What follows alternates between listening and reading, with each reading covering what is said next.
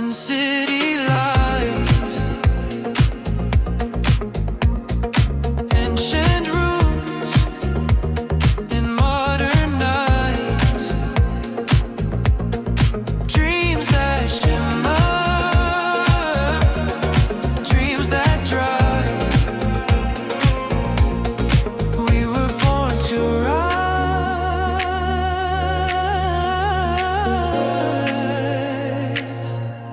Am Yisrael Thrive. In the glow of endless skies, hear our future harmonize. Thriving is our resistance. This is how we stay alive. Am Yisrael Thrive.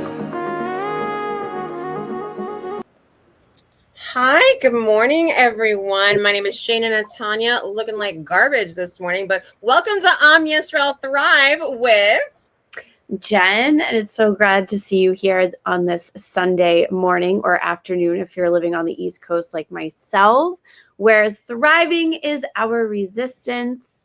Right now it's drizzling here. I'm wondering if you have a little bit of sun your way, Shayna. Oh my goodness, do we ever? So anyone that's in California right now will know that we are in the midst of a heat wave. So like in the Bay Area, it's in the 80s and 90s in places, which for the Bay Area, most people don't have AC. So that's incredibly hot for no AC. Oh my goodness. I can't even imagine right now, it's feeling like 30 degrees here and we might get a little snow shower later in the week, but I did not realize that you were I've been living under a rock apparently. I did not know that there was a heat wave going on. Oh yeah. And yesterday was funny too. I had a UPS delivery, right? And the UPS guy got into my building, and then when he realized that he had brought the wrong building's packages, he looked like he was gonna cry. He was like, he was just like, no. I asked him, I said, "Sir, can I please get you an ice cold bubbly water from my fridge upstairs?" And he's like, "Yes." So then he went out and got my package, and I gave him the bubbly water, and he just dunked it down. Now, I mean, we've lived through El Nino. We've lived through, some extreme weathers. I have not heard of a heat wave in March. I don't think ever in my life. I work in San Francisco in the downtown area in a very old building that was built in the 1920s that has no AC. And so as per state law, if it gets up to, I think it's 83 degrees, they have to send us home with pay. Wow. Yeah. And so we've been having more of these days. And so which leads me into climate change is real. It's happening and we're seeing the effects of it. I read a very interesting book. If anyone is interested, it's called The Heat Will Kill You First, or The Heat Will Get You First. And it's talking about the rising heat, and especially those of us who live in cities where concrete, absorbs the heat and it makes it hotter during the summertime versus those that live out in rural suburban areas. And it was a fascinating read. It really was. And it was really, I'm sure you know all about this, but what really got me, it was so fascinating was just the psychological and the societal effects of the heat rising. So the hotter it gets, the angrier people get, the more frustrated, the more aggravated. And I just think about, being at a job, if it's too hot, how can you really, do your job at the best if, you're feeling these side effects? It's fascinating.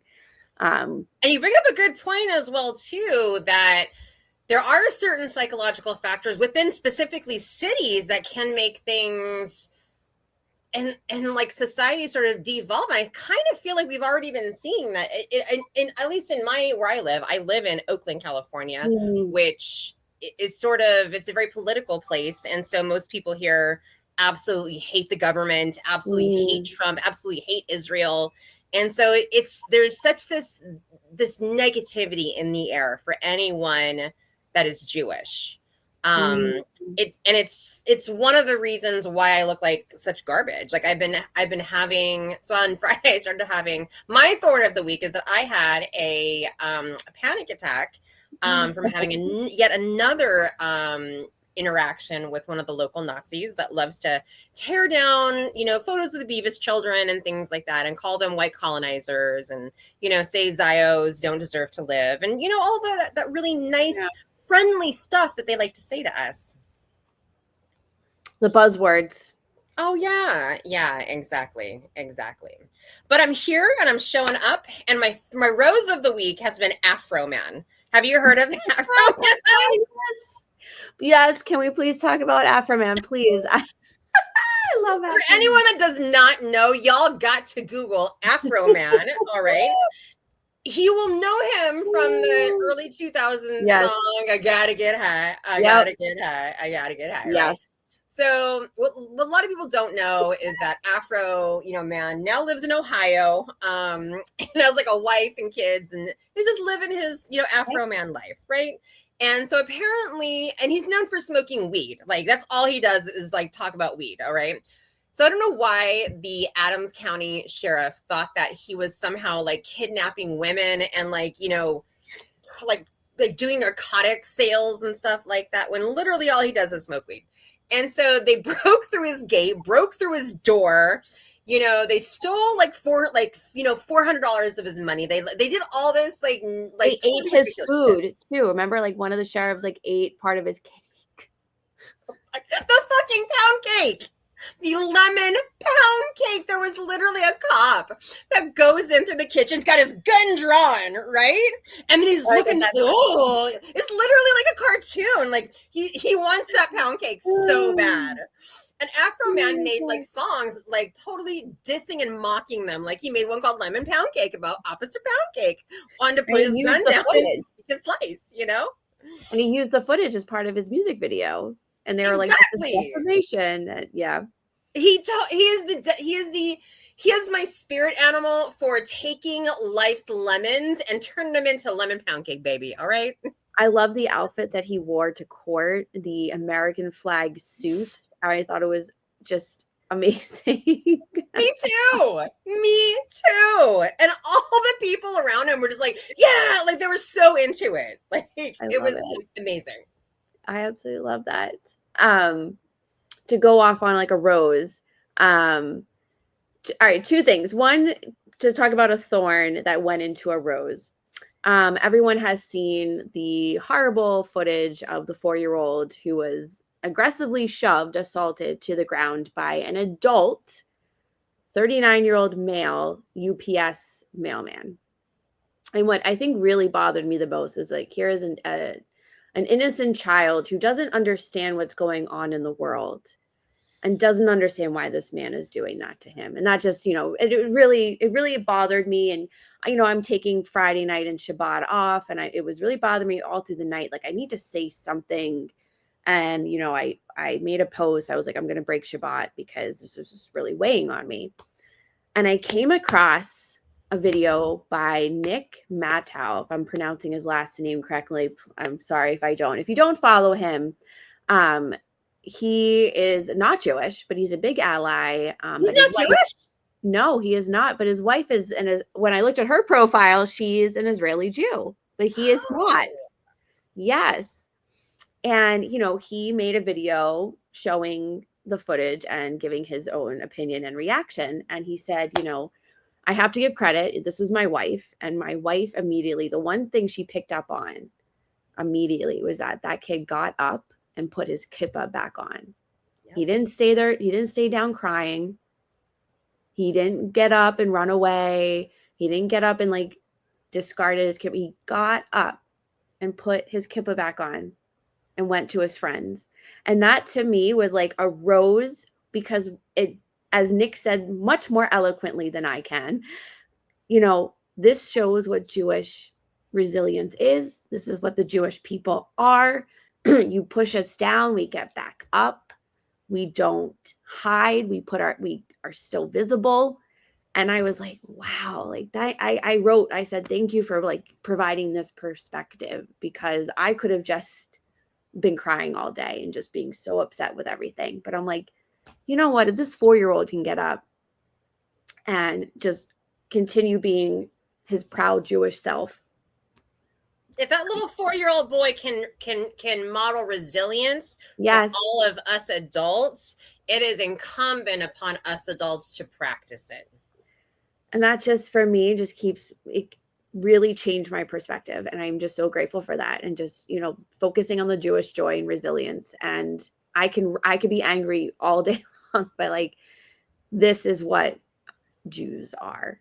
That And is you're modeling something that's really important for the community too. You're modeling changing your mindset in real time, saying, hey, you know what? I'm choosing to see it from this perspective instead of this one. And I'm so proud of you also for putting boundaries around, Shabbat and saying, no, I'm actually not going to be online on Shabbat. I'm actually going to spend it with my children, my family, having dinners in the real life. And I think so many of us, and I'm guilty of this, I don't do that. And so I really applaud you. Thank you. Thank you. And it's just something simple as like, I'm just taking the day off of social media from Shabbat. I'm still not 100% kosher. Don't tell anybody. But it's just like a small little change, and Hashem is going to applaud that, and back in my Jenny Craig days, I used to always tell people it's progress, not perfection. Okay. yes. And lastly, my mother, this is her birthday. She's turning 75. Just got engaged to her boyfriend, who I really, really, really like. He's actually really helped her. So long story short, they met at a grief counseling circle at the local library. They both have a background of like being a caregiver to, their spouses of, decades long. And really gave my mom a second leash on life, and that I'm every day she's like, oh, I'm going out here, we're going into Philly to go see a play, we're going up to North Jersey to go see a concert. I'm like, who is this woman? And I'm just really glad that she's able to have like another chance of just being super happy and living the life that she wanted. And so mazel tov to my mother. So yes, your mom reminds me of my grandma right after my grandfather died over a decade ago. Like she waited a few years, but then she got a boyfriend, and like it was the exact same thing. She was going to play bridge and cards and getting her hair done, all kinds of stuff. And I'm here for it. So life's too short. Enjoy it. 100%. Yeah. So wonderful. Well, we have a wonderful guest on today. Yeah. For all of our viewers, we have the international man of mystery, music producer Andrew Zeiddeman, who produces the star we've had on before, Ghazal Mizrahi, who has the voice of an angel. Andrew has produced multiple events with her. So let's go ahead and bring on Andrew Zeidman. Hi. Welcome, Andrew. Hi, thank you for having me. Well, thank you for coming on today. How's it going? It's going good, keeping busy. Wonderful. Now, I heard that you did not start out in life as a music producer, that you had a different career first off. Yeah. So how did you go from dentist to music producer? Actually, I went from 40 years as an oral maxillofacial surgeon to an activist, not so much music producer, but anything to support the hostages. I'm close to one of the hostage families. I got involved October 8th, and that has led to producing events, and music has to be a part of it because it has such an amazing healing quality for people to unify and to give people peace. But I'm not a music producer. Like, I don't make any money. It costs me a lot of money. So I just do it for to help our people, basically. I love that. Tell us more about your advocacy. It started October 8th. I'm friends with Ronen Nutra. His son Omer was one of, unfortunately, deceased hostages. I was a pickleball partner of his, and we played 2 days ago, and we might be playing in the Maccabee games in Israel if the war ends. But when I heard I go to Chabad Friday night, I saw the name Omer Bas Orna. What does this mean? You didn't hear? Oh, he was taken hostage. And either I was going to go out and shoot a bunch of people or channel it in a better direction. So basically, I haven't slept in 2.5 years, and I've Not like gone the rest from of us. I don't think any of yeah, I just fall asleep, wake up, it's 4 o'clock, and I've basically done as much as I can, 365, 24/7 with hostages, and now fighting anti-Semitism.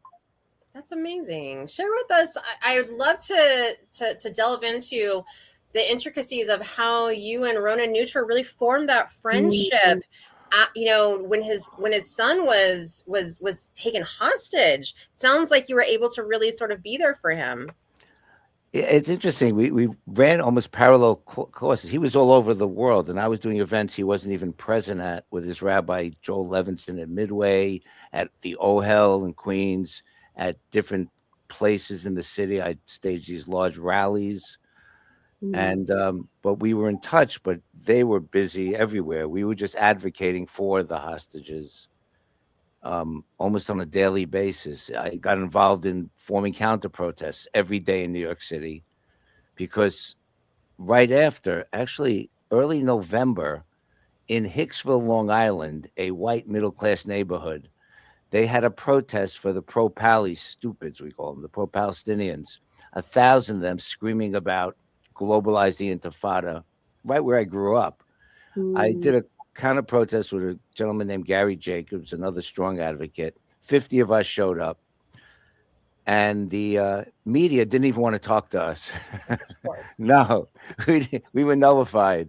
They talked to them. Like, Oh yeah, we've all seen it yeah. in New York City, how the cops will completely let the pro-Palestinians do whatever they want, and the people that have all the Israel flags on their backs get told to go to another side. Sometimes I'm friends with a lot of the police. They work with me. I've done 100 protests. We're respectful to them. The other side isn't. We've been to rallies and protests where they maced us, brought machetes, try to run us over. Crazy stuff. They're violent. You see it now. I'm now involved in a lot of the pro-Iranian people protests. Thousands of us. We walk. There's nothing. You need one police officer. 5 of the other side, you need like a whole SWAT team. So yeah, there's like viral videos showing a lot of the protesters handing out roses to the police officers and any of the security personnel that were there. That was really beautiful to see. And just recently at a pro IRGC was Kosher Dills, who was violently attacked. And I just saw that he's recovered now. He had to get 10 stitches. But you can just see, I mean, I saw the video and they just pounced on him. He grabbed the flag, they punched him, and then he got arrested for it. I know him pretty well. I think it was Lizzie Savetsky's husband stitched him up. He's a plastic surgeon. Yeah, he's okay. He doesn't come to many of these. I mean, that happened to be one, but it's something that he doesn't get that involved in. He kind of stayed on the fence for a long time because he's in the music industry, so it's hard for him to balance. I would hire him to a lot of my events quietly, and he wouldn't put him on his page because we were all right wing.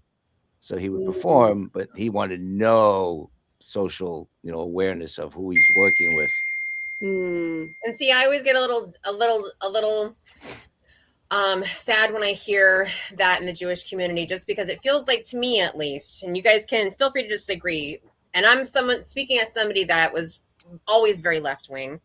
I feel very politically homeless. I know Jen has said that she feels that way as well too. And so for me, it's not about sides any longer. It's really just about who are people that I can converse with in a civil way, and who can I work with in a civil way versus who can I not, and versus who is ideologically opposed to me completely, such as the pro-Palestinian side. Or like as Dr. Leck said last week, it's about survival. It's about who is going to protect us. And we're at that point where I'm going to go with the person that says that they're going to provide us safety and protect our civil rights. And that's where my voting mind is going into these upcoming elections. So that's just for me, at least. I'm a New York City liberal Democrat. I marched in civil rights marches with my parents. At my bar mitzvah, when I moved to Syosset, I learned about anti-Semitism from growing up in multicultural Queens. We actually had to say to my rabbi, because all my friends came from Bayside out to my bar mitzvah, that in his sermon, he can't say the word schwarze. So it was a total different situation. Having said that, my values are liberal Democrat, except that makes me an alt-right crazy person. I know. It's And, nuts how propaganda and the Overton window have really shifted so incredibly far. So I used to be a communist. Like that's how far left I was. I went to Chicago they had like this communist convention every year, and once I went, and they even tried saying after I started sticking up for Israel, because I genuinely believe that all people, not just Jews, but all people have a right to live in their indigenous homeland, that made me a white supremacist. And I'm like, first off, I'm half Mexican. Secondly, no. This is the first time, I mean, going to these things that a lot of our group, a lot of the allies are Muslim, Christian, everything that come to these. Sammy Steigman, who's a survivor, was called a Nazi. Deanna Morgan, who's black, is called a white supremacist. They just use words. I mean, this could be a topic for a long discussion, but this has been going on for 25 years. It's the Red-Green Alliance. They've infiltrated through the left. They go to the universities. This has been done before. I'm having a press conference at the United Nations in a couple of weeks with Jonathan Haranoff, the Israeli spokesman, and my group, Global Peace for Israel, Tel Aviv. And we have 25 years of research showing how they infiltrated through Obama, how they took over the education, the political system, all our societal places. And they've been at it for 25 years, corrupting and infiltrating your education, your politics, your media. The media's gone. And it's been going on for a while. What would you suggest we do to combat this? What can we do to fight this propaganda machine? How do we do this in schools? Universities. I'm just at a loss of like what to do next. We have the plan. We're doing it. We have 1,000 people all over the world now. Global Peace for Israel. It's a think tank. We have active groups, and I could send you later our little promo video we made. Top people all over the world, Shabbos Kestenbaum, Abraham Hammer, we all working together now to expose. That's why I'm having the press conference, to expose the BDS garbage, the infiltration of K-12. We're going to do that. The other thing I told you, we're forming our own platforms, our own media, AI, Ariella Novik, Jonathan Conricus. We're working to fight back. The digital Iron Dome, I think you called it, right? Yeah, it is a digital Iron Dome. Please tell us more about that. Yeah, please do. So I'm very close with. Oh, I got to tell you the story first. Vered Atzman Meshulam, because I promise you an emotional story, right? It's a happy one though, and then we'll talk about that. So Vered Atzman Meshulam is a wonderful medical psychologist living in Israel, taking care of trauma victims. October 8th, she gets summoned by Zaka, all male, all Orthodox. They want her to come to there and help the families meet the remains of the victims. She's like a girl. She's a sweet lady. That's not the bad story. So she goes there, and she's overwhelmed because I'll tell you, and this is the first time you'll hear this, this is what happened.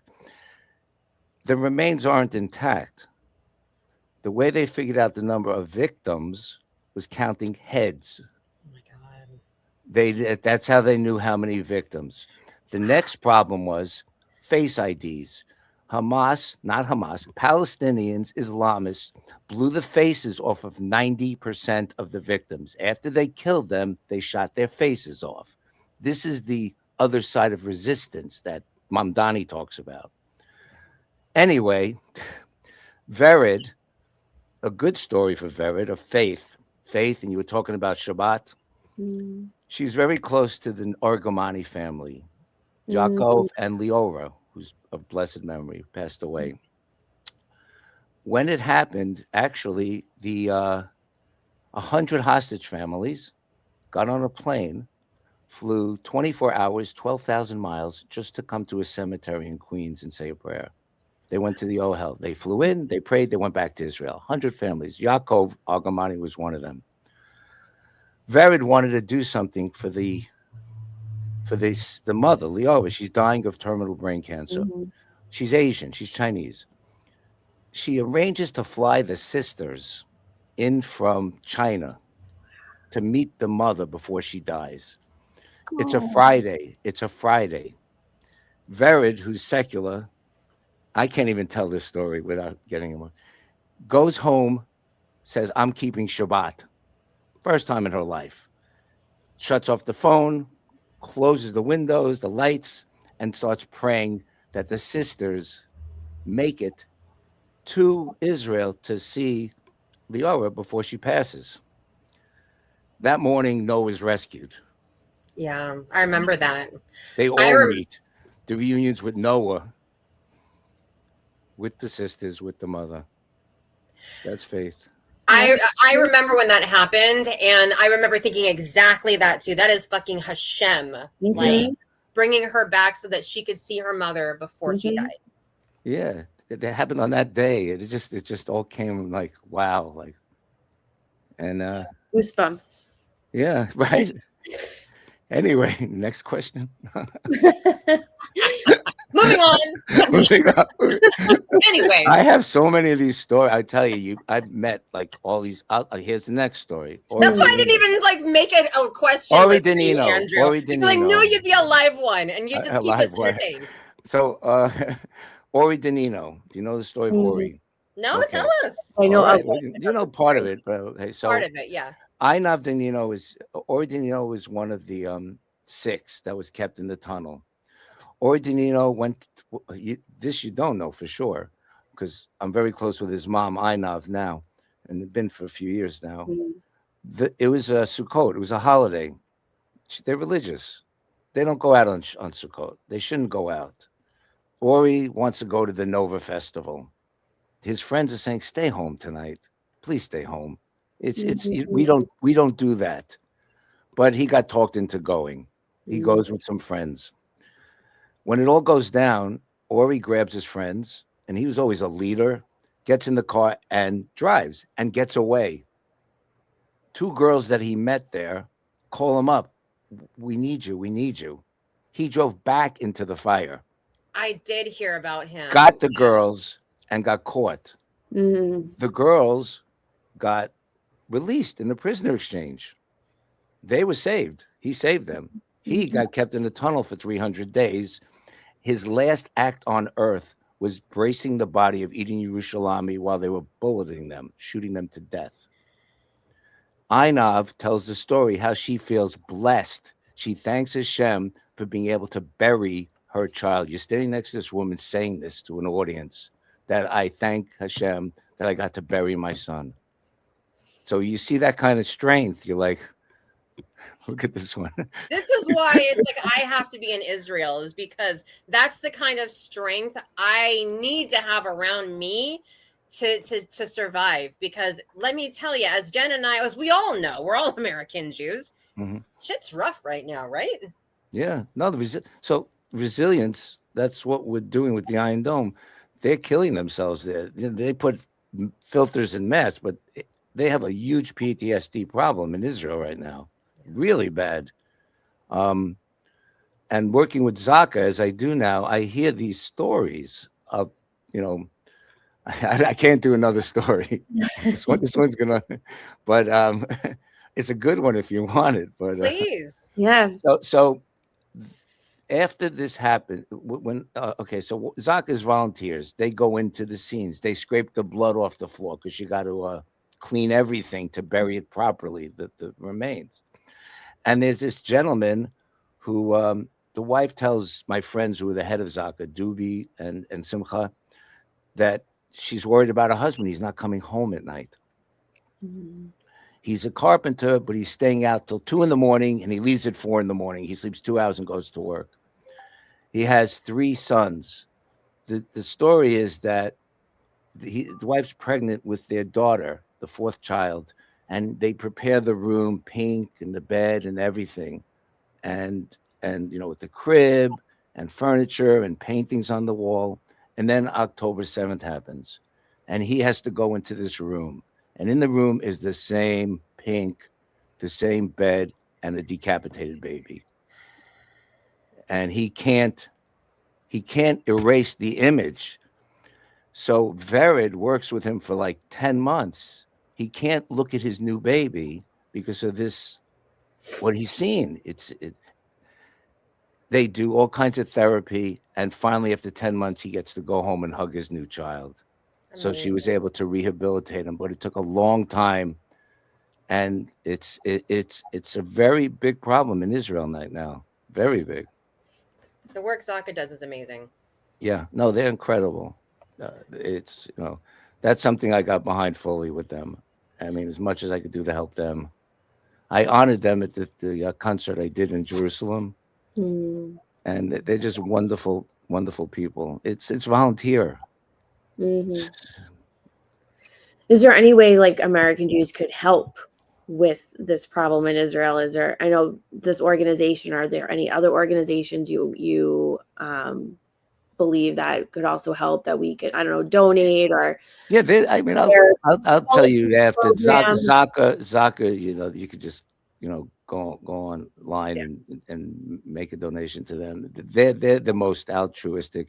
I've been involved with other organizations. I could tell you more stories. Here you As go. someone that's in behavioral health, when I do move to Israel, I don't really want to do case management and work with the populations I'm working with now. But one of the things I would like to do is work with people that do have PTSD, because I also have been diagnosed with PTSD from events surrounding my own assault due to anti-Semitism, and so I can understand it from both a peer and also a clinical perspective as well. I'm also I recently enrolled into a logotherapy school, basically to study logotherapy, which is Viktor Frankl's modality that he created, which is focused on meaning. You should. I would connect you with Vered. She's written some amazing, groundbreaking work on therapies and modalities for treating PTSD, and they have a lot of success. But she's just one, and it's something that would be right up your alley. Thank you. I'd love that. Yeah. Look at me. What do I say next? Hagi Barim. Hagi Barim is a heroes, means heroes. So we've had dinners for the orphans of October 7th. They bring them here. We take them out to dinner. So hold on a second.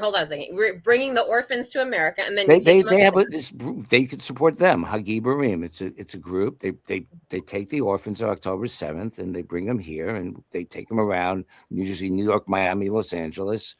And I've sponsored dinners for these children, a boys' dinner, a girls' dinner. The boys' dinner, we made the mistake of having Ghazal sing, and she got like 20 marriage proposals from 16-year-olds. It was crazy. Of course. It was like the video was hysterical. The minute she starts sitting at a table in a restaurant singing, and they're like, yeah, I'm sure she has that effect everywhere she goes. It's kind of scary. Yeah, right. Yeah, she's special. I know you recently produced actually a concert that was specifically for the people of Iran. Tell us more about that. The concert was in Jerusalem for I did a rally for the people of Iran. I did the first rally in New York for the people of Iran. It was January 8th. It was a Sunday morning. I'm at the gym. I'm watching the videos of the body bags, and I'm like getting sick to my stomach, and I'm saying I got to do something. I again, either kill people or do something. So I immediately call up people that I'm connected to, get a permit, get a flyer out there. I call up Michelle Adut, who's a wonderful person, one of the leaders at End Jew Hatred. And Michelle is able to get a lot of press coverage, and Lizzie Savetsky, I call up Ghazal, she's all in. I call up Anila Ali, head of the Amwek, Muslim Women's, close friend of mine, and she actually takes a train from Washington, D.C. to New York, 12 degrees, to speak for 5 minutes and then go back to Washington, D.C. She's so dedicated to this unity for these people. So she was featured on the news at 11 o'clock. And then I call up Ghazal's friends with Betty Amanian, who's the head of the Nowruz, and she gets a bunch of Iranian people, Muslim, whatever religions, other religions. We had a Christian speaker, and we held a rally. And since then, they've had rallies every weekend. But it's ridiculous what happened there, and the silence of it's not unexpected, though. It's not surprising. Yeah. What really makes me sad, though, is that there is somehow this thought that has taken the American zeitgeist on both sides. Now, I will say that somehow we are like Israel controls the United States and stuff like that, and like all Muslims hate us, and it's like, no, that's not true. And you're exemplifying that. We had a Muslim that took in the freezing cold, got on a train, came all the way to New York City for Jews and for Persians. So clearly it's not all Muslims that hate all Jews and hate Persians, stuff like that. I was invited to speak at a Ramadan Mubarak. I spoke last night. They were all Pakistani Muslim women. It's just that their religion's been hijacked by Islamists. So they take everything literal, that, you can't take it literal. And these are wonderful people. And we formed bonds, and I'm having Mustafa Ezergani speak at my thing in Atlanta next weekend. He's Moroccan Muslim. How you're deepening these ties in your own community, and how can we do similar in ours? Global Peace for Israel. You join our. I have ties now. Here's a crazy story. You ready for? You're not going to cry for this one. This is not one that you would cry for. I get contacted 5 times a day by people all over the place. Basically all over the world. Rwan Osman asked me to help with the Alawites, or the Druze community I'm connected to. Hillel Newer, people everywhere. The craziest request was from this friend of mine who says, I want you to meet the West Papuans. I didn't even know what he meant. What does that mean? What is a Papuan? What these people? What are they? So it turns out that they are a small west side of Papua New Guinea, and they dress up as Israelis every day. They pray to Jerusalem twice a day. They're wild Zionists, and because of that, the rest of the island genocides them. Basically, they stick their net. It's crazy. Yes, Indonesia, they torment these poor people. So they wanted to get in front of the United Nations, do a big rally. I help them do all this stuff. And I remember my father served in World War II, and he was stationed in New Guinea and gave me photographs. So I'm going to meet these people, and I show them the photographs. There's like tears in their eyes of my father with these New Guineans. They recognize the dress and everything. They made me the first Jewish chief of West Papua. You've been to West Papua? I've never been there, but now I'm a chief there, and I have this big headdress, bird of paradise thing they gave me. I could send you guys later a picture of it. It's hysterical, like how that came. So they're coming to Atlanta next week to be part of this event from 12,000 miles away, just to show unity. Wow, Andrew, you're literally bringing people from around the world, from places that I'd never guess, together. No, it's a good feeling. They're very spiritual and very passionate. Like how did they even know about Jerusalem? Yeah, I don't have no idea. How do they know? They're near Australia, for God's sakes. It's like right off of Australia. I didn't know where they were. I looked at a map saying how. They call themselves the outer part of the world, and they want to go to the center of the earth, which they call Jerusalem. But it's they're amazing people. I brought them to the Ohel. It was hysterical. You have these short black guys standing in front of the Rebbe taking pictures, and everyone's looking around, all the chassids and everything. It That's was really, hilarious. it really, there's a part of it that's like, you got to sit back and say, look what's going on here. But And Rudy Israel has done a lot of really interesting work with going into Africa and to different, places where where crypto Jews might be and stuff, and really exploring Judaism's impact on specifically African nations, which has been very interesting. No, it's great. Besides the nutrients, there was one other person that inspired me like no one else on this planet to get involved. Her name is Mazi Pilip. Mazi is an Ethiopian Jew who was rescued during Project Solomon, who went to Israel, became a paratrooper, got degrees, met a guy, married. They live in Great Neck. She's an elected official here now. She, during the Israeli Day Parade, will run off the float and tackle anyone who says anything. She's a little lady, but and I'm friends with her family, and the hard thing about her is not being black; it's being Jewish now, because it's the hardest thing. But she's so inspirational and so passionate, and it's a wonderful story, Mazi. So that's amazing. I think it's great to highlight the intersectionality of like different Jews and different races and so on and so forth. A lot of people say that Israel and Jews are just white, it's apartheid. And when you bring up that, no, there are Ethiopian Jews, there are Jews of various colors because they are Middle Eastern, it kind of makes them pause for a little bit, because sometimes a lot of people had no idea. And can you see this? If I show you this, this is the you talk about color. You ready for this? Can you see this? This is my show next Sunday in Atlanta. So, Tehran Van Gasri, black Persian Jew. Kalev Jean, Haitian Orthodox black Jew. I mean, there's what is, they just use words because it makes them feel good, and they could work on stupid people and create a whole bunch of useful idiots, and good for them. Yeah, the propaganda has been insane,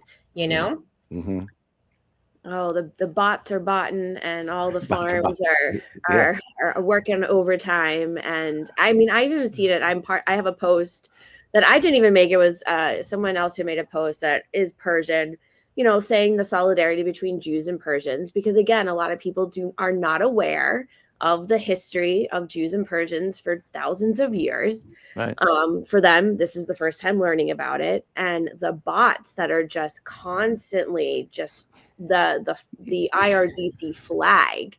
Yeah. Constantly. I mean, it's just ridiculous at this. You just have to laugh that people are just spending money on this resource of just right. You can't fight it. You don't talk to it. You're like, there's a thing that they tell a lot of people that gives them comfort. It's from the Torah. Jacob goes deaf, and what that means is that Jacob didn't really go deaf. When you hear something that's just stupid, you just don't respond. You have a right to exist. You don't have a conversation about it. You don't need to. You just talk about your truth, spread your light, and let all the noise go where all the noise is going to go. And there's so much of gaslighting. I mean, that's all it is. So let them say it until they're blue in the face. It's not going to change anything. And you're not going to change them because they have a mind virus. They're hardwired for stupidity. Yeah. That means they can't forget about conversation, forget about slogans. They're able to erase pictures. They're up to the image stage where you show them a baby with its head chopped off. They're not even visualizing it. And they've never been interested in dialogue either. At the beginning of this, I had friends of mine that were pro-Palestinian, and I tried organizing peace dinners where, and none of them would come with the excuse of, I won't dine with Zionists. It's like, then how are you supposed to create peace if you won't literally have negotiations? Because they don't want it. It's cognitive dissonance. It interferes with their reality. They just can't do it. A funny thing with dining, I'll tell you, this may put a chuckle. Right after, when all the people took down their mezuzot, I bought a giant flag and draped it off the front of my home. Giant flag, Israeli flag. The neighbors weren't fond of it. I didn't give a shit. I put posters all over my lawn. Then I realized something. When you order DoorDash, they have to take a picture. And in the picture's the flag. So on every phone, right? But you could then tell how intimidated or how anti-Semitic they were, where they would leave the food. If they put it next to the door, they were cool. If they left it at like the foot of the steps and took the picture from far away, they didn't want to go anywhere near that flag. It would like irritate them. But I loved having every picture. This is your food, and you see this. It's on their phone too now. It was great. Oh my goodness. Awesome. Well, Andrew, I want to say thank you so much for coming by today for this wonderful conversation. It's been a hoot, I have to say. You are definitely a character. Tell some great stories. Everyone go check out Global Peace for Israel, really, and Zaka, and join all the, and really just check out all the great work that's happening within some of these Israeli spaces. Thank you so much, Andrew. Thank you. Oh, you were great. Thank you so much. Thank you. All right. Well, that was Andrew Zeiddeman with us, guys. Thank you so much for joining us today and for tuning in. It was a wonderful conversation, right, Jen? Yes, I mean he, as you said, he's a hoot. He has great stories. I'm hoping I'm not lagging. Sorry, my internet's being a little funky. Can you still hear me at least? Yes. Okay. No, it was great to have him on. And what really made me smile was before he was on camera with us and we were talking prior to the show, he put on those like silly sunglasses. And that just reminded me of like something my dad would do. My dad would be like, just to get a laugh out of somebody. And I just really thought that was I needed that. So it was like a really nice, positive, little laugh and just a remembrance. So, talk about Jewish joy, right? Yes, I'm smiling. This is great. It was wonderful. I'm definitely going to check out Global Power, Global Alliance Global for Peace for Israel. I'll check them out. And also I'm curious to, follow up on the Iron Dome social media platform as well. Yes, I will definitely be looking more into the digital Iron Dome as well to see if we can get more information, to see if we can help promote it. Because I would definitely be interested in a safe space for all of us to come together on social media, like we've kind of been doing in the background, but really have it more, Exactly. And one last thing before everyone leaves, this is a plug. Shayna, myself, and Owen, if you follow him, it's Journey with Oz. We're starting every week a little video compilation. We'll have a little prompt, and we're just asking you to make, a 10-second response and send it to, I'm going to say for this upcoming week, I think it's my week. Or it's your Shayna's week. My week. All right, Shayna's week. Send it. Please send a short video to Shayna. I know you'll put the prompt up later this week. Oh yeah, I'm gonna put the prompt up. Basically, this week's prompt is, why are you a Zionist? And so it can be as long or as little as you want. I'm basically gonna cut it together and try to be Steven Spielberg and see if I can put together a cool little reel for everybody. Let's do this. The more the merrier. So please, yourself or any of your friends, please consider joining. Definitely. Thanks for tuning into Am Yisrael Thrive today. Have a great day, guys. Bye.